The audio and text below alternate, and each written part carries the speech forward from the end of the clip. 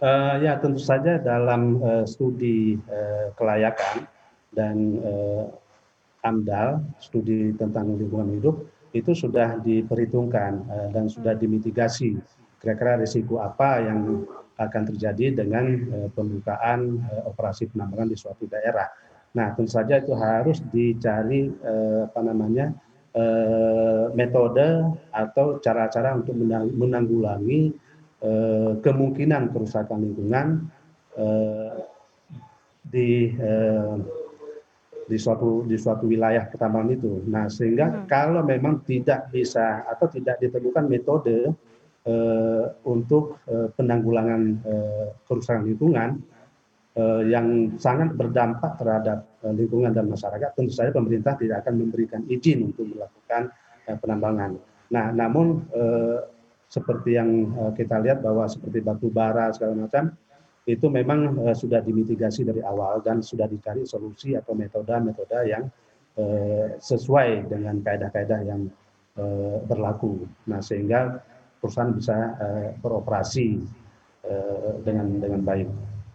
Oke, Pak Rizal, kalau dilihat dari keseluruhan begitu ya, ini seperti apa sih solusi yang bisa dilakukan begitu ya agar industri tambang ini tidak berdampak signifikan terhadap kepada lingkungan begitu ya? Hal-hal apa saja pengawasannya mungkin atau mungkin reportnya dari penambangan sendiri begitu ya, secara detail begitu. Karena kan kita tidak tahu kalau kejadian bencana seperti ini mungkin saja begitu ya sewaktu-waktu akan terjadi. Seperti apa, Pak Rizal? Kalau kita melihat bahwa untuk menghindari hal tersebut, yang pertama adalah pelaksanaan kegiatan operasional itu harus sesuai dengan tahapan-tahapan yang sudah disetujui oleh pemerintah atau disepakati dalam dokumen studi kelayakan dan lingkungan. Nah, kemudian pelaksanaan juga harus dilakukan sebaik mungkin untuk menghindari kerusakan lingkungan. Dan kemudian juga dari pihak pemerintah tentu saja pengawasan harus lebih diperketat lagi eh, karena disinyalir banyak juga tambang-tambang peti atau ilegal, pertambangan tanpa izin atau peti yang beroperasi sehingga ini juga mempunyai andil terhadap kerusakan lingkungan. Nah, hal lain yang ingin kami sampaikan bahwa memang harus direncanakan seperti lubang-lubang bukan tambang yang ada itu harus direncanakan dari awal itu pemanfaatan akhirnya itu untuk apa akan digunakan.